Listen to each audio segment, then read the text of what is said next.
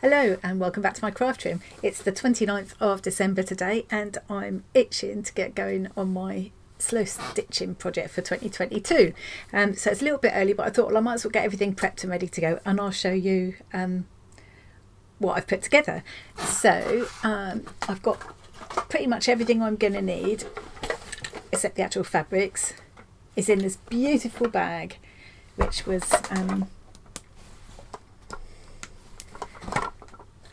handmade by a friend at work, one of my lovely Christmas presents. So let's go to the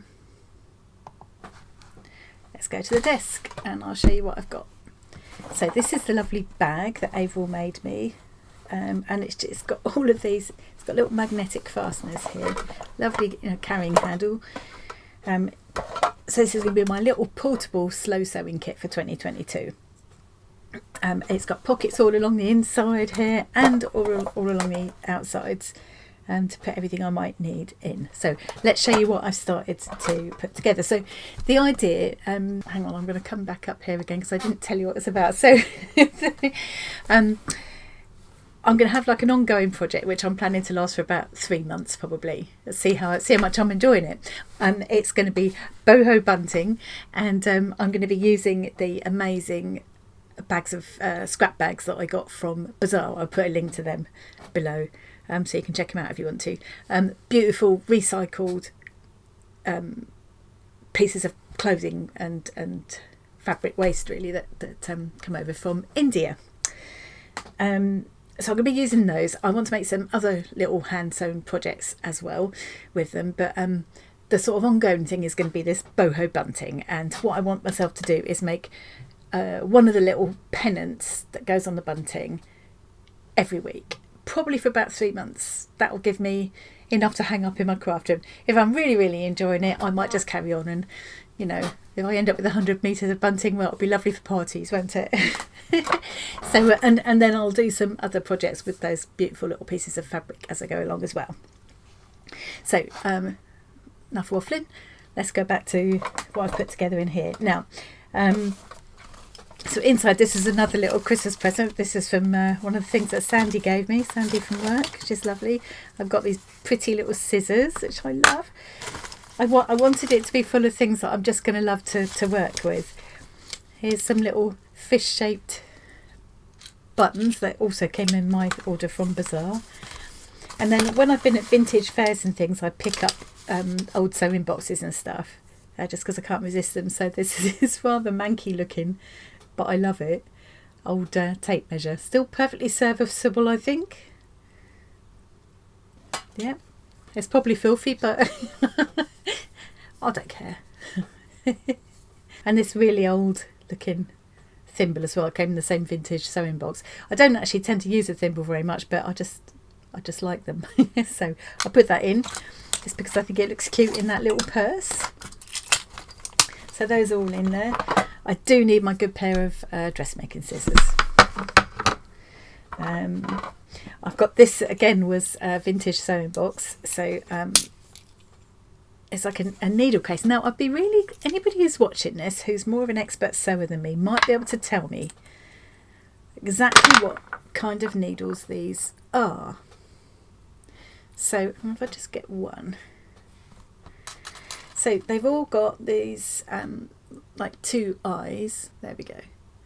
So a larger eye and a smaller eye,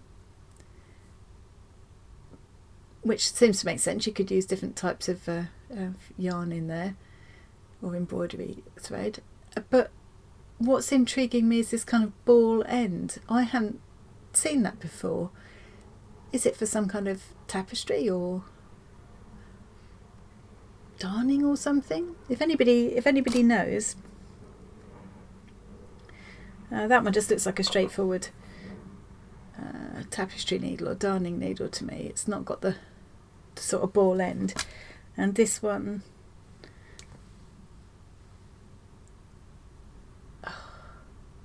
again, has the double eye and that strange end.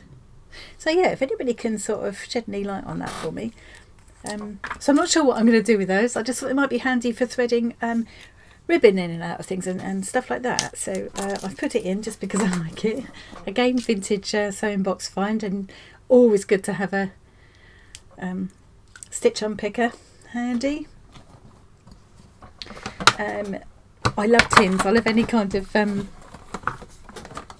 vintage or fake vintage tins. This is a fake vintage one, but I love it.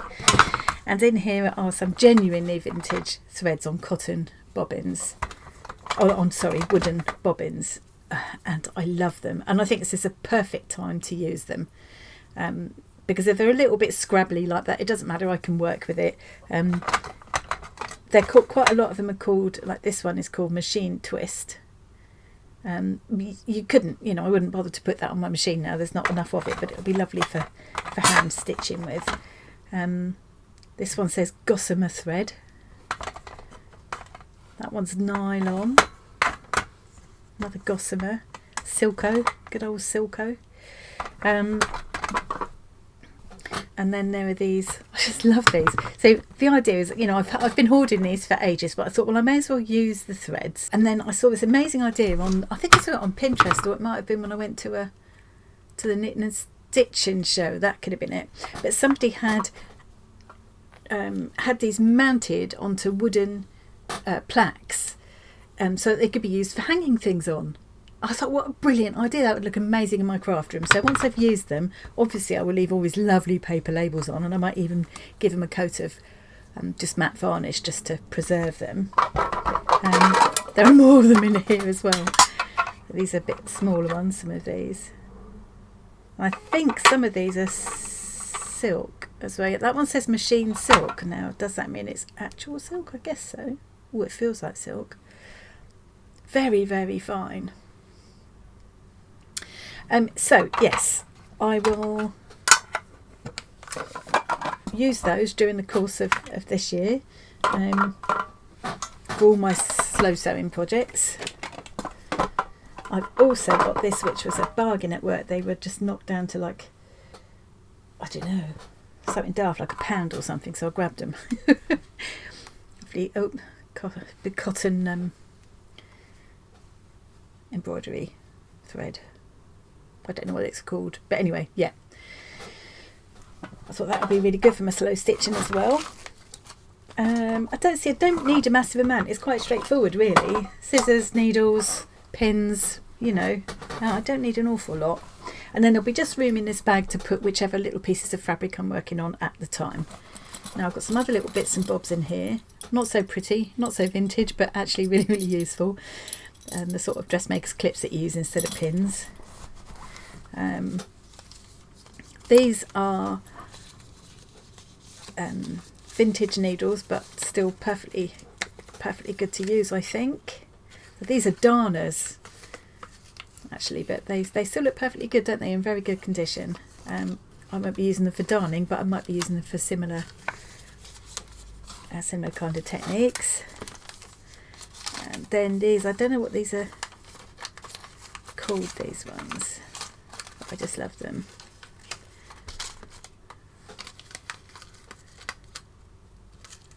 I think there's a whole lot of them. I think they're all the same size.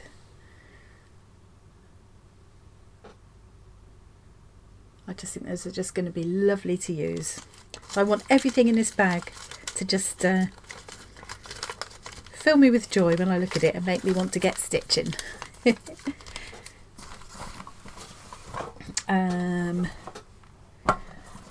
I needed a pencil and ruler. I thought I probably would anyway. This came in a scorer box a while ago. Really heavy, unbendable, copper coloured ruler. I just thought it just looks nice. And a pencil and a little rubber in there. And I've also got a kind of chalky pastel pencil, which I can. And I might get an erasable fabric marker at some point, but yeah, at the moment I can make do with those. And in there is the paraffin wax for waxing my threads. So that's, I think at the moment, that's all the kind of equipment that I'm going to need. So as I say, I can easily, there's room in there for the little piece of fabric I happen to be working on at the time. I can pick all of that up and take it off to a craft session or downstairs to sit in front of the telly or whatever. Everything I need is there. Now for the bunting, I didn't want them just to all be triangular or whatever, the little pennants. So I'm going to have 4 basic shapes, and which one I choose to do will probably largely depend on the fabrics that I choose to use that time. So I'm going to do these 4 basic shapes, and it may be that as I go along, some of them I'll end up doing like a, you know, a heart shape or something else, and I will undoubtedly just tie streamers in between some of the pennants as well. So I'm going to get these ready. What I've done is cut 4 identical pieces of card. I've cut them 14 centimetres by 20 centimetres, which I think is going to be about right, and that is 5.5 inches by roughly 8 inches. I'm trying to work in centimetres these days. So one I'm just going to leave rectangular as it is, because some of them will just be straight. I also will need some triangular. One of the things I want to do is make handmade tassels to go on the bottom, so I'd like to have a triangular one with a tassel dangling off the bottom, for instance. A rectangular one I might put lots of small tassels along there, or some fringing or some trim, depending on what I've got that I want to use up. Like I say, largely it will be dictated to by whatever takes my fancy to use that week. So that's my 14 centimetres across. So if I mark at 7, and then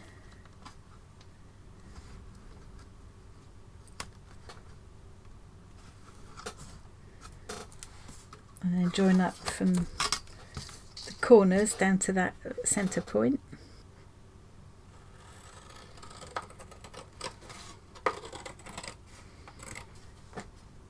Yeah. I might end up making this a touch narrower. Let's see how we feel in a minute. As always, I'm making this up as I go along. Then I want one with a rounded edge. Now I could have got, the best thing would have been to have gone downstairs and got a tea plate or something, but could I be asked going downstairs? No. So the only thing I've got big enough in here is my giant button jar. So I'm just going to line this up.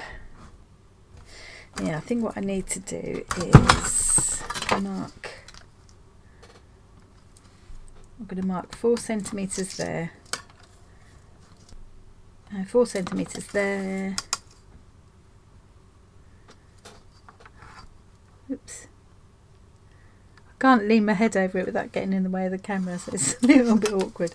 Right, so now I'm going to... I can't find a way to show you this. I'm just lining up so that the edge of the jar is overlapping the edge of the card where I've marked my 4 centimetres, and then I'm going to just draw the curve in, just draw around there. That's it. I think that's done what I wanted. So you can see I lined up the jar so that it just overlapped here and it just overlapped there, and I think that's given me a nice little curved edge. I've still ended up with a bit of a flat bottom there, but we can't have a flat bottom.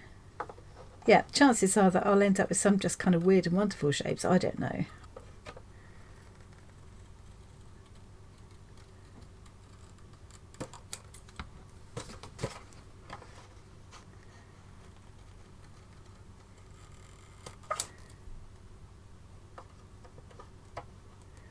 I'm sure there must have been a better way to do this.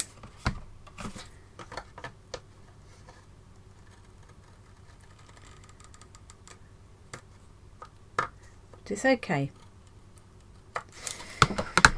There, that's what I wanted to end up with. That's fine. So now I've got 3 shapes, and I think the last one I want to be, now I don't know what you call it, the kind of pennant shape where you've got the fishtail kind of shape there. Is that what you call it? So I need to find the centre again. So, oops, mark it at 7, and again up here.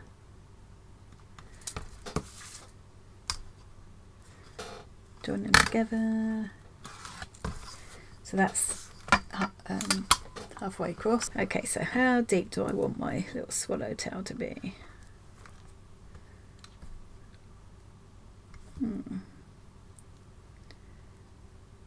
Let's try it at 7. I've marked 7 centimetres up, and now I'm just going to join the bottom points to where I've made that little mark, and we'll see how that looks before I cut it.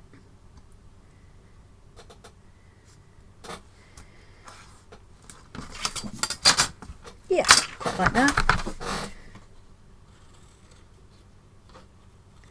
I like using these really long scissors for, I think they're made for cutting wallpaper or something, but if you cut long lines in paper or card, it's just so much easier to get a nice long smooth line if the scissors are longer, so you haven't got to keep going. You just can do it in one smooth line. So there we go, that's my shapes. Now I just need to make a decision. Do I want this to be a little smaller? Yes, I think I will, because I can always change it a little bit as I go along as well. So instead of this being, so I've started them all at 14 by 20, but I think I'm going to bring this one down to 10. It's only a rectangle, so you know I can change it up as I go along. There.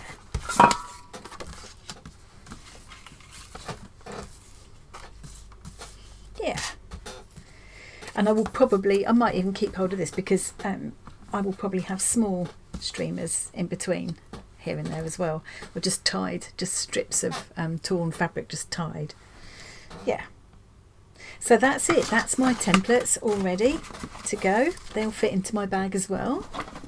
I think they will. Oh, I might have to, yeah, I might have to rearrange and put them in the bottom. Let's do that. They fit in there perfectly. My scissors, little purse, threads, tins of more thread. It'll be nice to use up just these little pieces rather than just have them hoarded away. And then, as I say, I will perhaps, you know, with these I will glue that back on carefully and perhaps varnish, just a coat of matte varnish over the whole thing to protect it, and then get my husband or my son to mount them onto a nice piece of wood for me to make a lovely hanging little unit for my classroom. I think that'd be lovely.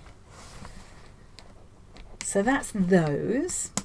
Now the only other thing I need to put in here is the fabrics that I've chosen for my first pennant for my boho bunting. So just in case you didn't see, I've got these are sari bags which came from Bazaar, who I will leave a link to below. Lovely shop. I first came across them at the Knitting and Stitching show, and I'm so glad I did. And I've bought some treasure bags. So I call them treasure bags, they call them scrap bags. They're £12.50. I've bought 4 altogether, and I've split them into, I think I've got the sort of heavier weight fabrics in here. I've got the silks and ribbons in this one. I've got the various cottons in that one, and as I say, they're all reclaimed or recycled fabrics. There is, if you want to see exactly what's in there, the Ali Pali video, and there's also another one where I just had another order of just the scrap bags. They'll be in the unboxing playlist, I believe, if you want to have a good look at exactly what was in here.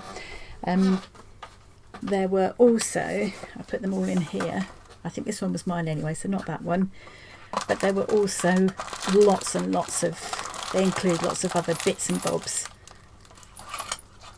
And things like this beautiful bird. He's just going to hang on the bunting just as he is, I think.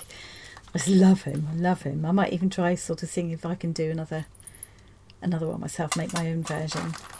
So yeah, lots of little tiddly bird, little pom-poms and beads and trims and things in there. So they all came in these scrap bags as well. And I also bought a bundle of sari ribbon, which will also come into my boho bunting and other slow stitching projects during this year. So let's put those all out the way. So to make things a little bit easier on myself tomorrow, so I'm just all ready to get started, I've simplified things by picking out the fabrics I'm going to use.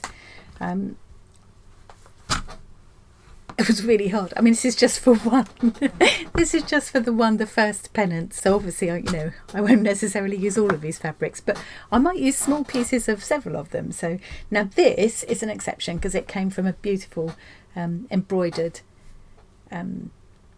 Actually, I don't know if it's Chinese or Japanese jacket. A beautiful, beautiful jacket with lots and lots of hand embroidery on it. And then this is another little scrap of it. I mean, it was falling to pieces. I bought it for a £5 in a junk shop many years ago in Cornwall. Absolutely falling to pieces. So I saved what I could from it, and I've treasured these pieces of it. Beautiful. It feels like silk embroidery. See if I can get it to focus so you can see it. So this was my slow stitch Sew for the Soul book that I did following Anne Brooks' series of videos. I will leave a link to her as well because she's such an inspiration. So this was this I cannot claim. This was another piece I salvaged from that beautiful jacket. I mean, just look at it. All I did was cut the piece I could manage to save, put the binding around it, and did a little tiny running stitch around the outside to tie it in with everything else that I'd done. Just look at the work in that embroidery. Amazing, isn't it? And yeah, I just put the little button and the little loop on just as a kind of wrapper for my book. So yeah, I've got lots more pieces of that to use. So what I have chosen, this is a piece of cotton. It's kind of ombre dyed, so I've got different shades to choose from there, and I've got the little piece of trim as well, which I may be able to bring in, and I quite like the texture of this stitching running through there. Then I've got three pieces of silk, so I think this is really pretty. It's part of a panelled piece, but I'm quite happy to have seams running through and frayed edges and things like that, you know. There's also this pink, which is a fine cotton. There's a couple of different shades of it there. That's pink printed silk, beautiful colours. And this green. I've always loved green and purple and green and pink together. So I'm thinking I quite like that combination, and it might be nice to have some cotton as a backing. But I can't decide if I prefer, at the moment, I can't decide if I prefer the purple. I love that. I love that. Or all of them. So, and also I might just bring that in as well. So that's what I've got to play with for tomorrow, and I will keep the trimmings box handy and the sari ribbon. The main idea is to just enjoy the stitching, create something that I can hang up in my room or in my home and really enjoy, and just use up some of these beautiful bits and bobs that I've hoarded. So that's the last bit to go in this bag. There we go. That's all ready. So if I've got to go and finish it. I'm kind of supposed to be in the middle of getting ready to go out to a party this evening, which is why I'm looking slightly slightly less scruffy than usual. I think I need to go and do something about the hair. So yeah, so there we go. That's my Sew for the Soul bag all ready to go. So I'm going to make a start on that tomorrow, even though it's not quite the first, but you know. I'd like to upload the first video on the first. That would be quite nice to do, and then I'll try and do a pennant for my boho bunting every week, and then I've got lots of other ideas for really cool ways to use these pieces of fabric. So many things I can make with them. Books, I thought of a lot of things beginning with B. Books, beads, bunting, butterflies, baskets, bowls, bags. I might just stick to things beginning with B just to narrow it down a little bit. Anyway, so enough waffling on. I'm going to see if I can quickly cobble this together and upload it before I finish getting ready to go out. So better move on. So thanks very much for watching today. I'll see you again in a couple of days, hopefully with my first pennant. And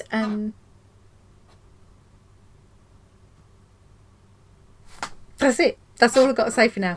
Thanks very much, and I'll see you again soon. Bye.